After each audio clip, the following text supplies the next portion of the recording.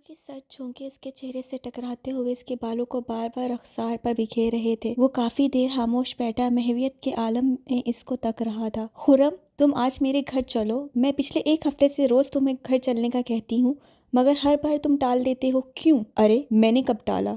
मैं तो वैसे ही। इसने फिक्रा अधूरा छोड़ दिया। बस तुम आज मेरे घर चल रहे हो। सिमल का लहजा हतमी था। ओके बॉस, जैसे आपका हुक्म। वो खुशदिली से मुस्कुरा दिया। सदर दरवाजे से अंदर दाखिल होते हुए सिमल जहांगीर खुर्रम के चेहरे पर मौजूद उलझन देख ना पाई थी। लाउंज में दीवार पर सिल्वर फ्रेम में नस्ब महानूर की तस्वीर को वो चंद सेकंड गौर से देखता रहा, फिर सर झटक कर सिमल के पीछे चल दिया, जो इसे अपने कमरे की तरफ ले जा रही थी। ये मेरा कमरा है, इधर। इसे कमरे से मलहका दरवाजा खोल दे, इधर मेरी स्टडी है। वो हैरानी से किताबों से भरी लाइब्रेरी को देख रहा था। वाह, तुमने इनमें से कितनी पढ़ रखी हैं? इसके पूछने पर सिमल ने कदरे शर्मिंदा होकर कहा, तकरीबन सारी। तुम तो बड़े काम की लड़की हो भाई। वो बेहास्ता हंस पड़ी। फिर कितनी ही देर वो दोनों मुख्तलिफ किताबें देखते और इन पर तबसरा करते रहे। वक्त बहुत अच्छा गुजर रहा था। इकट्ठे बैठकर हंसना, बातें करना, वो सिमल की जिंदगी के खूबसूरत तरीन लम्हात थे। बटलर चाय के साथ काफी लवाजमात लेकर आया था, मगर खुर्रम ने किसी चीज को हाथ न लगाया। चाय मैं पीता नहीं और बेकरी वाली चीजें मुझे पसंद नहीं। इससे सिमल के पुरजोर इसरार को निहायत खूबसूरती से ये कहकर मुस्तरद कर दिया। एकदम ही दरवाजा खोला और हमेशा की तरह अंदर आते ही ऊंची आवाज में बोली, सिमल, वो मैगजीन जो मैंने इधर। नौवारत को देखकर मानूर एकदम ठटक कर रुक गई। तुम? इसने हैरानी से खुर्रम की जानिब देखा, जो इस पर एक नापसंदीदा सी निगाह डालकर सवालिया नजरों से सिमल को देख रहा था। महानूर, ये मेरे फ्रेंड है खुर्रम जैद, और खुर्रम, ये महानूर है, मेरी बहन। खुर्रम ने निहायत शाइस्तगी से सर हिलाकर रस्मी कलामात कहे, मगर महानूर मुसलसल इसको तके जा रही थी। मुझे नहीं पता था कि आप इस्लामाबाद में रहते हैं, बिलाहर नूर ने मुस्कुरा कर कहा। सिमल ने हैरानी से नूर को देखा। आप दोनों एक दूसरे को जानते हैं? हाँ, क्यों नहीं, मैं इनसे मिल चुकी हूँ। क्यों खुर्रम? वो खुशदिली से बोली। एक्सक्यूज मी मिस, मैं आपसे पहली दफा मिल रहा हूँ, वो कदरे सख्त लहजे में बोला। महानूर का चेहरा एकदम धुआं धुआं हो गया। लेकिन वो मालम जब्बा के होटल में आप ही थे ना? वो बामुश्किल बोली। खुर्रम ने चंद सानिये को सोचा, फिर नफी में सर हिला दिया। मुझे याद नहीं, आई एम सॉरी। सिमल ने कदरे चौंक कर नूर की जानिब और फिर खुर्रम की जानिब देखा। महानूर हरगिज ऐसी लड़की ना थी जो भुलाई जा सकती। क्या खुर्रम को वाकई याद ना था या वो बन रहा था? जिस लम्हे महानूर कमरे में दाखिल हुई थी, सिमल ने खुर्रम के चेहरे पर वाजिया नागवारी की लहर देखी थी। सिमल ने महानूर को देखा। एहसासे तौहीन से इसके कान की लोएं सुरख हो गई थी। इसने गुस्से से खुर्रम को घूरा, फिर बोली, तुम बहुत अच्छे एक्टर हो, मैं चलता हूँ। इसे सिमल की तरफ देखते हुए कहा, तुम अपनी बड़ी बहन का गुस्सा ठंडा करो, ओके, अल्लाह हाफिज। वो सिमल के अलविदाई कलामात का इंतजार किए बगैर ही तेज तेज कदमों से चलता हुआ कमरे से बाहर निकल गया। इडियट, वो बुड़बुड़ाई। अगले 2 दिन वो खुर्रम से ना मिल सकी, ना ही महानूर से इसका सामना हुआ। वजह डैड की नासाज तबीयत थी। वो अचानक ही दुबई से लौट आए थे और सख्त बुखार और सरदर्द में मुब्तला थे। मुसलसल 2 दिन तक सिमल इनकी तमादारी करती रही। मामा किसी चैरिटी शो में शिरकत करने के लिए कराची गई हुई थी, और रही महानूर, तो वो कब आती कब जाती सिमल को खबर ना थी। वो सुबह चाय लेकर इनके कमरे में आई तो इटर्निटी की खुशबू फौरन नाक से टकराई। वो फुल साइज ड्रेसिंग मिरर के सामने खड़े अपने कॉलर्स दुरुस्त कर रहे थे। दरवाजा खुलने की आवाज पर उन्होंने गर्दन मोड़कर इसकी तरफ देखा। वो मुस्कुराए। डैड, सिमल ने पलकें झपकाई। आप ऑफिस जाने के लिए तैयार हो रहे हैं? उन्होंने टाई की नॉट बांधते हुए हाँ में सर हिलाया। Come on dad. वो कुर्सी पर बैठ गई, वैसाखी साथ रखी और चाय की प्याली इनको थमा दी। अगर आप आज ऑफिस नहीं जाएंगे तो कौन सी क़यामत आ जाएगी? मैं कमाऊंगा नहीं तो आप खाओगे कहाँ से? उन्होंने हमेशा की तरह कहा। मगर डैड, लोग तो कहते हैं सेनेटर जहांगीर के पास इतनी दौलत है कि 7 पुश्तें भी बैठ के खा सकती हैं। तो फिर 8वीं पुश्त क्या करेगी? 8वीं पुश्त की बजाय आप अपनी फिक्र करें। आपकी सेहत आज ही कुछ संभली है। और सिमल बेटा, मैंने अपने पाँव ऑलरेडी काफी गहरी दलदल में फंसा रखे हैं। मुझे बहुत सारे मामला देखने होते हैं। अगर मेरा एक कदम भी उखड़ गया तो ये सब खत्म हो जाएगा। उन्होंने सर झटका। मगर तुम नहीं समझ सकती। कभी महानूर से पूछना, वो तुम्हें तफसील से समझाएगी। हाँ, सिमल तो बचपन से ही ना समझ और बेवकूफ थी, मगर महानूर की तो क्या ही बात थी। सिमल को हमेशा ही ये सब सुनने की आदत थी। इसने डैड की जानिब देखा। वो कह रहे थे, मैं बिजनेस में इतनी मेहनत तब छोड़ूंगा जब महानूर ये सब कुछ संभाल लेगी। ये बात बचपन से ही पूरे घर बल्कि आधे इस्लामाबाद को मालूम थी कि सेनेटर जहांगीर की छोटी बेटी महानूर जहांगीर इनका बिजनेस संभालेगी। जहांगीर साहब जा चुके थे। इससे चाय का कप उठा लिया। उन्होंने चाय नहीं पी थी। وہ کمرے سے باہر نکل کر کچن کی طرف جا رہی تھی جب اس نے ماہنور کی آواز سنی۔ وہ سن روم سے نکل کر اس کی طرف آ رہی تھی۔ سمل نے کب قریب سے گزرتے بٹلر کو تھما دیا اور اس کی جانب دیکھنے لگی۔ سمل، مجھے تم سے ایک ضروری بات کرنا ہے۔ ہاں بولو۔ وہ وہیں لاؤنج میں ایک صوفے پر بیٹھ گئی۔ ماہنور اس کے مقابل آ کر بیٹھ گئی۔ مجھے خرم کے بارے میں بتاؤ۔ اس کے بارے میں کیا بتاؤں؟ سمل نے اس کے اچانک پوچھنے پر قدرے بھکلا کر نور کی طرف دیکھا۔ تم اسے کیسے جانتی ہو؟ میں اس سے پارک میں ملی تھی۔ دھیرے دھیرے اسے ماہنور کو ساری بات بتا دی۔ اوہ تو یہ بات ہے۔ ماہنور بہت مشکل مسکرائی۔ تمہیں وہ اچھا لگتا ہے؟ سمل نے نگاہیں میز پر رکھے کرسٹل گلدان پر مرکوز کر دی۔ ماہنور کو ایک دم ہی اپنی معمولی شکل و صورت والی بہن بہت حسین لگی، اتنی حسین کہ اس کے حسن کے آگے ماہنور کو اپنا وجود کمتر محسوس ہونے لگا۔ سمل کی گندمی رنگ پر سچی خوشی کی ایک لہر نے کتنی رونق سجا دی تھی۔ چہرے پر مصنوعی مسکراہٹ اور دل میں کینہ بھرے وہ سمل سے مخاطب تھی۔ کیا تمہیں اس سے محبت ہو گئی ہے؟ پتہ نہیں، مگر مجھے وہ اچھا لگتا ہے۔ بہت دور کی مت سوچنا، وہ آلریڈی کسی کے ساتھ کمیٹڈ ہے۔ سمل نے سر اٹھا کر حیرانی سے اس کو دیکھا۔ میں جب مالن جبہ گئی تھی تو اس کو وہاں دیکھا تھا۔ اس کے ساتھ ایک لڑکی بھی تھی، شاید کوئی۔ ماہنور بظاہر لاپرواہی سے کہتی اٹھ کر کھڑی ہو گئی۔ اس کے جانے کی کافی دیر بعد تک سمل وہیں صوفے پر گمسم بیٹھی رہی۔ تو کیا اس کی زندگی میں میرے علاوہ کوئی اور لڑکی بھی ہے جو اس کے ساتھ مالن جبہ تک گئی تھی؟ اوہ، میں کتنی بے وقوف ہوں جو دوستی جیسے جذبے کو محبت کے ساتھ مشروط کر بیٹھی۔ اگر اس کی زندگی میں کوئی اور لڑکی ہو بھی تو مجھے اس سے کوئی فرق نہیں پڑنا چاہیے۔ اس کی زندگی میں 1000 لڑکیاں آئیں یا جائیں، میری صحت پر کوئی اثر نہیں پڑے گا۔ اپنے آپ کو دلیلیں دینے کے باوجود بھی اس کی آنکھوں کے کنارے بھیگ گئے۔ سمل نے چہرے سے بال ہٹائے اور میز پر رکھا کیچر اٹھا کر انہیں سختی سے اس میں کس دیا۔ بیساکھی کے سہارے اپنے غیر ضروری وجود کو گھسیٹتی وہ پارک میں داخل ہوئی تو ہمیشہ کی طرح خرم کو سنگی بینچ پر بیٹھے دیکھا۔ اس کے ہاتھ میں ایک کھلا ہوا گلاب تھا جسے وہ بے چینی کے عالم میں دونوں ہتھیلیوں کے درمیان گھما رہا تھا۔ سمل کے چہرے پر نظر پڑتے ہی اس کی آنکھوں میں دیے جل اٹھے۔ سمل، وہ مسکرایا۔ اس کی دل نشین مسکراہٹ نے اس کے چہرے کے نقوش کو مزید خوبصورت بنا دیا تھا۔ کیسی ہو؟ وہ دھیرے سے بولا۔ ٹھیک ہوں، عام سے لہجے میں کہتی وہ اس کے برابر آن بیٹھی۔ خرم نے ایک ساتھ کو اس کے چہرے کو باغور دیکھا، پھر نگاہیں اس کے بالوں پر پھسل گئیں جنہیں اس نے ادھ کھلے جوڑے کی شکل میں باندھ رکھا تھا۔ وہ چند لمحے یوں ہی اس کو پرسوچ نظروں سے دیکھتا رہا مگر بولا کچھ نہیں۔ کیا سوچ رہے ہو؟ اس نے پوچھا۔ وہ ہولے سے مسکرایا۔ ماہنور تمہاری چھوٹی بہن ہے کہ بڑی بہن؟ وہ اس کے سوال پر کافی حیران ہوئی۔ اسے یاد آیا کہ 2 روز پہلے جاتے سمے خرم نے اس سے کہا تھا کہ وہ اپنی بڑی بہن کا غصہ ٹھنڈا کرے۔ وہ چھوٹی ہے۔ خرم کی مسکراہٹ مزید گہری ہو گئی۔ میری چھوٹی بہن اگر مجھ سے غلط بیانی کرے تو میں رکھ کر ایک لگا دوں۔ ایک تم ہو کہ کیا؟ وہ کچھ الجھ کر بولی۔ کچھ نہیں۔ وہ ہنسا اور سر جھکا لیا۔ سمل کو اس کی ہنسی بہت تلخ لگی تھی۔ بتاؤ، کیا کہہ رہے تھے؟ سچ سچ بتانا سمل، تمہیں ماہنور نے میرے متعلق کچھ کہا ہے؟ وہ اپنے آپ کو کل سے جو سبق دے رہی تھی، اس ڈھلتی شام کو سنگی بینچ پر خرم کے قریب بیٹھے وہ سبق اس کو بھول گیا۔ اس نے اپنے آپ کو کہتے سنا، وہ لڑکی جو تمہارے ساتھ مالم جبہ میں تھی وہ کون تھی؟ اپنے اندازے کی یقین دہانی پر وہ جی بھر کے ہنسا، پھر بولا، چلو تمہارے گھر چلتے ہیں۔ ماہنور ہوگی نا گھر پر؟ میں آئی تھی تو لان میں بیٹھی تھی، اب بھی ہوگی شاید۔ سمل اٹھتے ہوئے بولی۔ ماہنور تو گھر پر ہی تھی، البتہ لاؤنج کی بجائے لیونگ روم میں بیٹھی فون پر کسی سے بات کر رہی تھی۔ ان دونوں کو اندر داخل ہوتے دیکھ کر وہ ایک دم چونکی، پھر ایک مسکراہٹ اس کے لبوں پر آ گئی۔ فون بند کر کے وہ اٹھی اور نہایت خوش دلی سے خرم کا استقبال کیا۔ وہ دونوں اکٹھے ہی صوفے پر بیٹھ گئے جبکہ ماہنور اپنی پسندیدہ چیئر پر برجمع ہو گئی۔ سی گرین اور ایکوا کلر کے فٹڈ بلاؤز اور ٹخنوں سے کافی اوپر تک آنے والی جینس میں ملبوس وہ ہمیشہ کی طرح خوبصورت لگ رہی تھی۔ سمل آپ کی بہت تعریفیں کرتی ہے۔ خرم نے اپنے چہرے پر ایک دل نشین مسکراہٹ بکھیرتے ہوئے گفتگو کا آغاز کیا۔ جواب میں ماہنور کھلکھلا کر ہنس دی۔ اس کے ہنسنے کے انداز نے اس کے حسن کو ایک دم ہی کتنا کم کر دیا تھا۔ کیا کرتی ہیں آپ؟ لائف انجوائے کرتی ہوں۔ کالج تو میں پچھلے 2.5 مہینے سے گئی نہیں، اب دوستوں کے ساتھ گھومتی ہوں، سوئمنگ، رائڈنگ، ٹینس اور سیر۔ اس کے علاوہ میں اسکینگ ایکسپرٹ بھی ہوں۔ اوہ، خرم نے تعصف آمیز لہجے میں کہا۔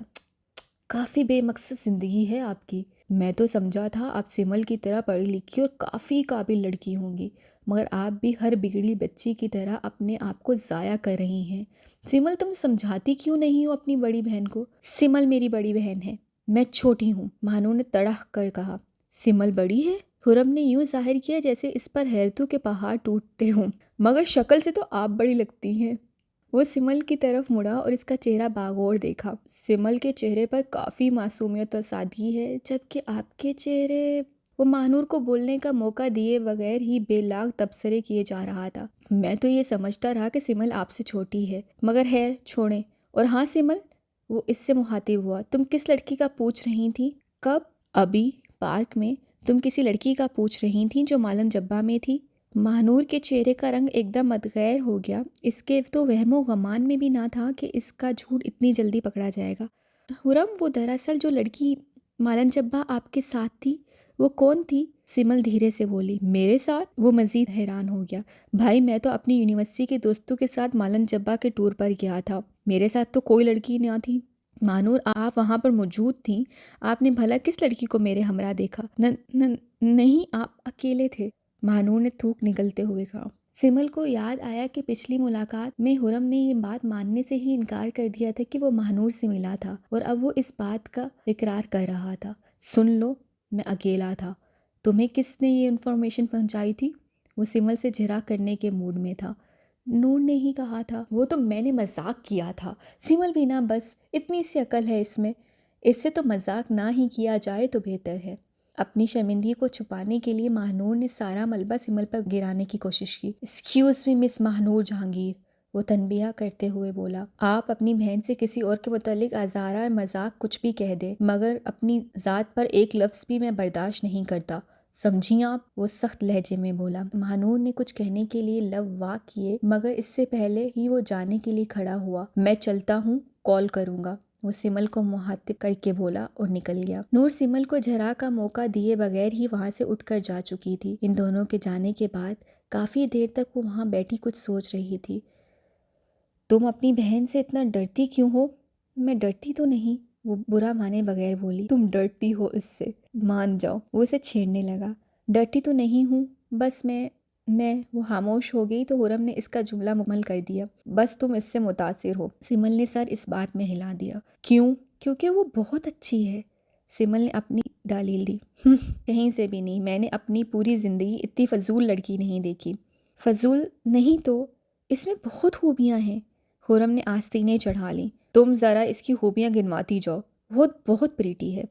اس میں 40% کمال اللہ تعالیٰ کا، بس 50% ایکسرسائز، مینیکیور، فیشل، پیڈیکیور، مساج وغیرہ کا، اور 10% میک اپ کا۔ اس کا اپنا تو کوئی کمال نہیں ہے۔ وہ بہت سمجھدار ہے، چالاک کہو، وہ حنوط سے بولا۔ وہ میری بہن ہے اور بہت اچھی ہے، وہ تم سے جلتی ہے، کافی حاسد مزاج ہے تمہاری بہن۔ سمل کو حیرت ہوئی۔ حاسد مزاج؟ جلتی ہے؟ وہ بھی مجھ سے؟ نہیں، میرے پاس کیا ہے جس سے وہ جلے گی؟ تمہیں اپنے ادھورے ہونے کا اتنا کمپلیکس نہیں جتنا اپنی شکل کا ہے۔ تم سمجھتی ہو وہ بہت خوبصورت ہے تو وہ بہت سپیریئر ہے، اور تم باقول تمہارے بدصورت ہو تو تم کم ہوگی۔ میرے نزدیک تم دنیا کی حسین ترین لڑکی ہو۔ پلیز سمل، دنیا کو فیس کرنا سیکھو، اپنے آپ کو چینج کرو۔ تم خود کو اہم سمجھو گی تو دوسروں سے اپنی اہمیت منوا سکو گی۔ تم آج بہت ہینسم لگ رہے ہو۔ اس کی تقریر کا یہی جواب تھا سمل کے پاس۔ میں ہینسم نہیں، ٹھیک ہی ہوں، بہت سی خامیاں کمزوریاں مجھ میں بھی ہیں۔ تم بہت مشکل باتیں کرتے ہو، میرے سر سے گزر جاتی ہیں، کبھی کوئی آسان بات بھی کیا کرو، وہ احتجاجاً بولی۔ زندگی میں آسانیاں ان لوگوں کو ملتی ہیں جو منہ میں سونے کا چمچہ لے کر پیدا ہوتے ہیں، ہم جیسے 14 گریڈ کے افسروں کے بچوں کو نہیں، وہ تلخ لہجے میں بولا۔ میرے ابا نے ساری زندگی ایمانداری سے کام کیا، کبھی ہمارے منہ میں حرام کا رزق نہیں ڈالا۔ اب ان کے وفات کے بعد ہمیں ان کی پینشن کا جائز روپیہ بھی نہیں مل رہا۔ میں صرف MBA ہوں، لمس کا نہیں بلکہ عام سے ادارے کا۔ بھلا کون جاب دے گا؟ اگر میں اکیلا ہوتا تو اور بات تھی، مگر مجھ سے چھوٹی 5 بہنیں اور بھی ہیں جن کی شادیاں بھی مجھے ہی کرنا ہے، جبکہ میرے پاس تو اتنی رقم بھی نہیں کہ… بولتے بولتے اس کا سانس بھول گیا تھا، وہ مسلطن خاموش ہو گیا۔ تم نے پہلے کبھی نہیں بتایا کہ اتنے مسائل کا شکار ہو۔ اچھا یہ بتاؤ، فی الحال تمہارے پاس کوئی جاب نہیں ہے کیا؟ نہیں، خرم نے سر جھکا لیا۔ تمہارا میجر سبجیکٹ کیا تھا؟ وہ سوچتے ہوئے بولی، ہوٹل مینجمنٹ، مگر کیوں؟ پھر تو کوئی مسئلہ نہیں ہے، ڈیڈ کے کئی بزنسز ہیں، وہ ہوٹلز کے بزنس میں بھی ہیں، میں ڈیڈ سے بات کرتی ہوں، تمہیں ان کے کسی بھی ہوٹل پر آسانی سے جاب مل جائے گی۔ سفارش کیا؟ وہ حیرانی سے اس کو دیکھنے لگی۔ سوری، میں شارٹ کٹ پر بھروسہ نہیں کرتا، مجھے سفارش والی جاب نہیں چاہیے۔ اس سے سر جھٹکا۔ تم غلط سمجھ رہے ہو، میں یہ نہیں کہہ رہی کہ میں تمہیں ڈائریکٹر جنرل مینیجر لگا دوں گی، ڈیڈ میرٹ پر جاب دیتے ہیں، میں ان سے بات کروں گی کہ تم اس بات کو چھوڑو، مجھے کسی کا فیور نہیں چاہیے، مجھے اپنے آپ پر بھروسہ ہے، میں محنت کر سکتا ہوں۔ تم کیا کرنا چاہتے ہو؟ میں بہت کچھ کرنا چاہتا ہوں، میں ہوٹلز کے بزنس کا گاڈ فادر بننا چاہتا ہوں، وہ پرعزم لہجے میں بولا۔ تم کیمونیز بننا چاہتے ہو؟ تم دنیا میں 22,000 ہالیڈے ان کھولنا چاہتے ہو؟ نہیں، میں چاہتا ہوں لوگ کل کے نوجوانوں سے پوچھیں کہ تم خرم زائد بننا چاہتے ہو؟ میں 100 ہوٹلز کی ایک چین بنانا چاہتا ہوں، میں دنیا فتح کرنا چاہتا ہوں۔ اس کی آنکھوں میں ایک چمک تھی۔ خرم، تمہیں پتا ہے تمہاری آنکھوں میں کیا ہے؟ کیا؟ تمہاری آنکھوں میں جگنو ہے۔ جانتے ہو یہ جگنو کیا ہوتے ہیں؟ یہ امید کے دیے ہوتے ہیں، یہ بند گلی میں دریچے کھول دیتے ہیں، یہ اندھیرے میں روشنی کی شمع جلاتے ہوئے مسافروں کو راستہ دکھاتے ہیں، اور اندھی سڑک کے مسافروں کو ان کی بہت ضرورت ہوتی ہے۔ پتہ ہے اندھی سڑک کے مسافر کون ہوتے ہیں؟ وہ لوگ جو محبت کی راہ پر چلتے ہیں، اپنے خواب تلاش کرتے ہیں۔ تمہارے بہت سے خواب ہیں، میرے بھی بہت سے خواب ہیں۔ اس سے سامنے بہتی جھیل کو دیکھا۔ میرا دل کرتا ہے ایک جزیرہ ہو، بالکل الگ تھلگ، وہاں اور کوئی نہ ہو، اس پر بہت بڑے پام کے درخت ہوں، اور ان میں ایک گھر، بہت خوبصورت سا خط ہو، باہر ایک لکڑی کا سائن بورڈ لگا ہو جس پر لکھا ہو فار سمل مائی لو، اور کوئی ایسا شخص ہو جو مجھے وہ سب کچھ دے جو میں چاہتی ہوں، اس میں بس ہم دونوں رہیں، بس یہی خواب ہے میرا۔ سمل، خرم نے دھیرے سے اسے پکارا، اگر میں تمہارے خواب پورے کر دوں تو؟ یہ احساس ہی کتنا خوشگوار ہوتا ہے کہ کوئی آپ سے محبت کرتا ہے، دنیا میں سب سے زیادہ آپ کو چاہتا ہے، اور آپ کے ساتھ زندگی گزارنے کا خواہش مند ہے، اور اس شخص کو آپ بھی بالکل ویسے ہی چاہتے ہوں۔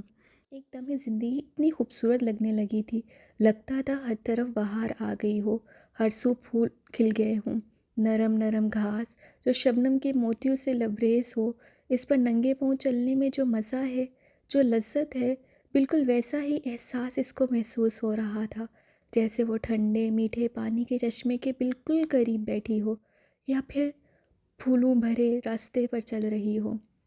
حالانکہ یہ صرف 2 روز پہلے کی بات تھی جب خرم نے اس سے اظہار محبت کیا تھا، بلکہ باقاعدہ پرپوز کیا تھا۔ اس لمحے اس کو اپنا وجود ناکارہ اور غیر ضروری نہیں لگا تھا، بلکہ اس کو تو اپنا آپ بہت اہم لگا تھا، جیسے وہ دنیا کی سب سے حسین لڑکی ہو۔ اس کو اس کی محبت مل گئی تھی، اس کا ڈارسی مل گیا تھا۔ ڈارسی کا نام ذہن میں آتے ہی اس کو اپنی اور خرم کی 1.5 ماہ پہلے ہونے والی ملاقات یاد آ گئی۔ وہ بے ہاستہ کھلکھلا کر ہنس پڑی۔ اسی لمحے دروازہ کھول کر ماہنور اندر داخل ہوئی۔ وہ پہلے تو سمل کو ہنستے دیکھ کر ٹھٹکی، پھر جلدی سے دروازہ بند کر کے اس کے قریب آ گئی۔ سمل، وہ مناسب الفاظ تلاش کرنے لگی، مجھے تم سے ضروری بات کرنی ہے۔ ہاں کہو۔ سمل کو وہ مضطرب اور بے چین لگی تھی۔ مجھے تم سے خرم کے متعلق بات کرنی ہے۔ کیا بات؟ وہ تم سے شادی کرنا چاہتا ہے؟ ہاں۔ مگر اس کے پاس کوئی نوکری نہیں ہے؟ ہاں۔ نہ ہی کوئی بزنس؟ ہاں۔ تو کیا ڈیڈی اس کو قبول کر لیں گے؟ ہاں، وہ مضبوط لہجے میں بولی۔ سمل، میں تمہیں ہرٹ نہیں کرنا چاہتی، مگر میرے خیال میں وہ محض اپنا مستقبل بنانا چاہتا ہے۔ کیا مطلب؟ وہ کہہ رہا تھا کہ اسے تم سے لو ایٹ فرسٹ سائٹ ہوا تھا، پہلی نظر کی محبت۔ ہیلن آف ٹرائی یا اینجلینا جولی یا جولیا رابرٹس سے تو ہو سکتی ہے، مگر ماہنور خاموش ہو گئی۔ مگر مجھ جیسی کم شکل اور اپاہج سے نہیں؟ سمل نے سپاٹ لہجے میں کہا۔ سمل، وہ غریب ہے، اسے اپنی بہنوں کی شادی کرنا ہے، اور اس صورت میں اسے کسی ایسی لڑکی کا سہارا چاہیے جو بہت امیر ہو، ایسی لڑکی جو اس کے لیے سیڑھی بن سکے۔ جو لوگ عقل سے دولت حاصل کرنا چاہتے ہیں، ان کو ہمیشہ ایک ایسے زینے کی تلاش رہتی ہے۔ مجھے لگتا ہے وہ تمہیں مجھ سے دور کر رہا ہے، وہ تمہیں میرے خلاف بھڑکاتا ہے۔ مجھے پتا ہے میں کوئی بہت اچھی بہن نہیں ہوں، مگر بہن تو ہوں۔ مجھے اس سارے معاملے میں خطرے کی بو آ رہی ہے۔ ماہنور بول رہی تھی، مگر سمل ساکت بیٹھی خلاؤں میں گھور رہی تھی۔ کیا خرم ایسا ہو سکتا ہے؟ اتنا نیچ انسان؟ نہیں، میرا خرم ایسا نہیں ہو سکتا، ہرگز نہیں۔ ماہنور جلتی ہے، جھوٹ بولتی ہے، وہ اپنے آپ کو تسلی دینے لگی۔ مگر دل میں اچانک پھیل جانے والی ہلچل اسے پریشان کر رہی تھی۔ مہانور بھی خاموش ہو گئی تھی۔ حقیقت کیا تھی؟ وہ دونوں اس سے بے خبر تھے، لیکن یہ بے خبری سمل کی زندگی کا رخ موڑ سکتی تھی۔ وہ ایک ایسے موڑ پر کھڑی تھی جہاں سے آگے کا منظر غائب ہو گیا تھا۔ ہر سو دھند پھیلی ہوئی تھی اور اس دھند میں اس کے جگنو گم ہو گئے تھے۔ سمل، ہو سکتا ہے میں غلط کہہ رہی ہوں، ہو سکتا ہے وہ واقعی اچھا انسان ہو، مہانور نے تذبذب کے عالم میں کہا۔ لیکن مجھے کیسے پتا چلے گا؟ وہ بامشکل بول پائی۔ تم اس کا امتحان لو، اسے جانچو پرکھو۔ مگر کیسے؟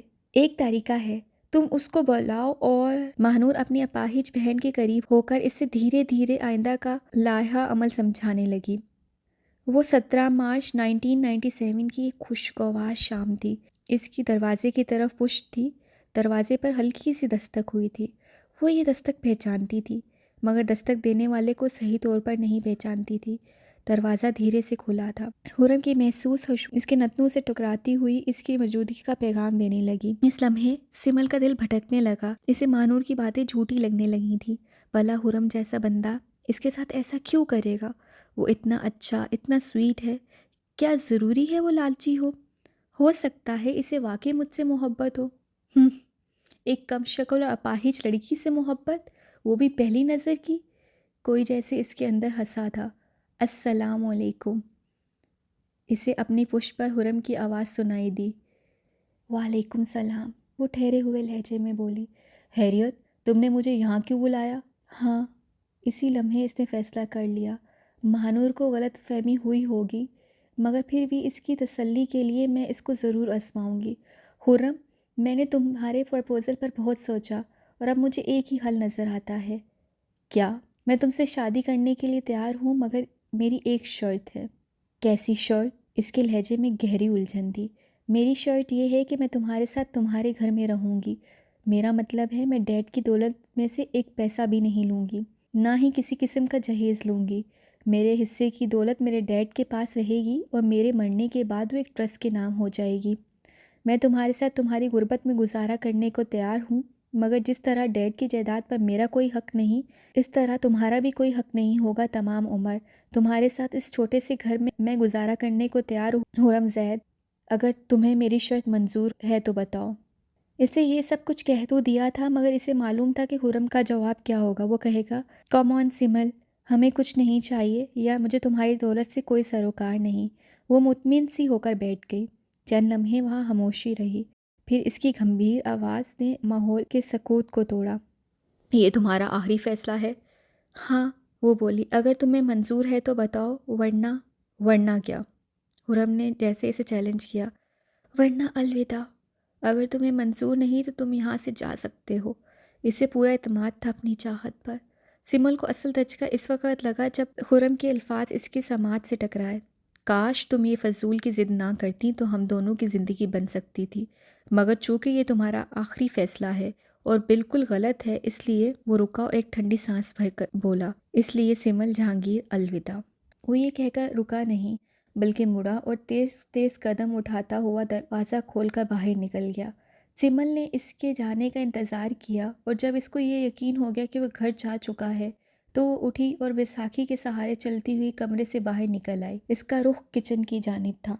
کچن میں پہنچ کر اس نے ادھر ادھر دیکھا، وہاں کوئی نہیں تھا۔